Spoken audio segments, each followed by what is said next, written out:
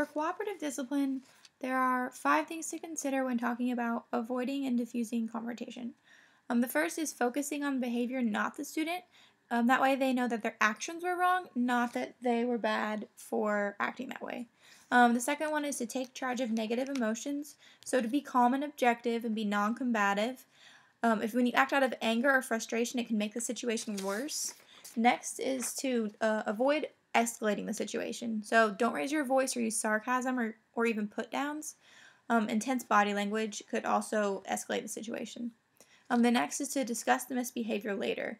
A way to do this would be to make a brief and direct intervention to control the situation at the time, and then wait till a later time when both parties have calmed down a little bit to address the situation.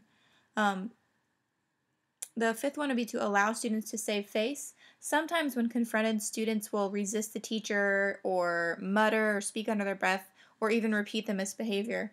But with cooperative discipline, it suggests that you overlook these behaviors and help the student save face in front of their classmates. Next, when dealing with more severe confrontations, cooperative discipline outlines something called graceful exits to help the teacher handle those intense situations. And the first one would be to acknowledge the student's power. So let the student know that you can't make them do anything they don't want to do, and then state your expectation for them. The next would be to move away from the student. So put some distance between you and state both viewpoints so they feel understood. And then removing the audience is a good one. It's like deflecting any onlookers. So you could get the class involved in an activity and then pull the student aside to talk to them later. Or at that time when the class is busy. You can also table the matter and just say, I'm not going to talk about this with you right now. Please wait till after class or after school or something like that. And then you can also call the student's bluff. I don't know how I feel about this one, but you could simply say to the student, are you refusing to do what I ask? Am I understanding you correctly? And the student might reevaluate their attitude when confronted that way.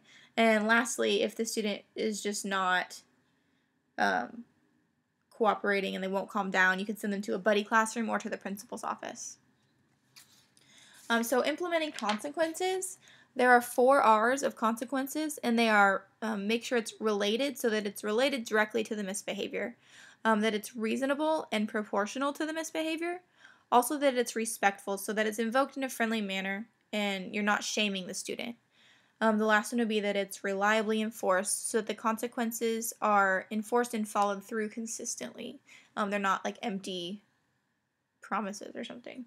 The last one would be the 6D conflict resolution plan. So define the problem objectively without blaming the student. Declare the need. So tell why the situation is a problem. Then to describe the feelings experienced. So mention how each side feels so that no one feels left out or misunderstood.